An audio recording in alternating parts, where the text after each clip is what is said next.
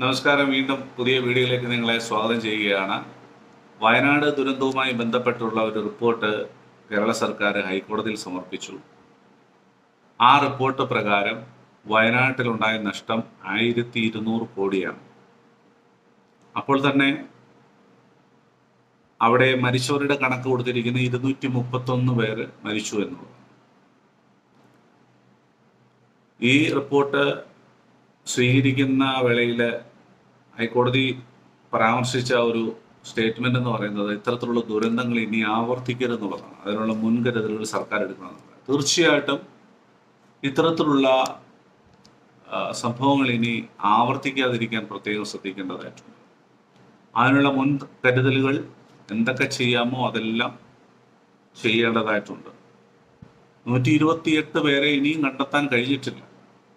അവരെക്കുറിച്ച് യാതൊരു വിവരവുമില്ല എന്നുള്ളതാണ് വിശദീകരണമായിട്ട് നൽകിയിരിക്കുന്നത്. വിവിധ സ്ഥലങ്ങളിൽ നിന്ന് 212 പേരുടെ മൃതദേഹങ്ങൾ കണ്ടെത്തിയതായിട്ട് പറയുന്നുണ്ട്. 1055 വീടുകൾ താമസയോഗ്യമല്ല, അവിടെ ഇനി പാർക്കാൻ പറ്റില്ല. 626 ഹെക്ടർ ഭൂമികളിലുള്ള കൃഷികളാണ് നശിച്ചിരിക്കുന്നത്. അങ്ങനെ ഒരു ഡീറ്റെയിൽഡ് ആയിട്ടുള്ള കണക്ക് കൊടുത്തിട്ടുണ്ട്. ചത്തുപോയ കന്നുകാലികളുടെ കണക്ക്, നഷ്ടമായ സ്കൂളുകൾ, പാലങ്ങൾ, മറ്റ് തദ്ദേശ സ്ഥാപനങ്ങൾ, കടകൾ, ഇതെല്ലാം അതിനകത്ത് പെടും.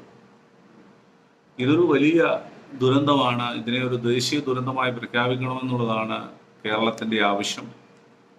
അത് കേന്ദ്രത്തിൻ്റെ പരിഗണനയിലാണ്.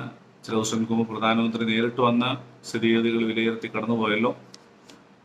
അതുകൊണ്ട് തന്നെ അതിതാമസിയാതെ തന്നെ അതുമായി ബന്ധപ്പെട്ടുള്ള പ്രഖ്യാപനങ്ങൾ ഉണ്ടാവുമെന്ന് നമുക്ക് നിശ്ചയമായും പ്രതീക്ഷിക്കാം.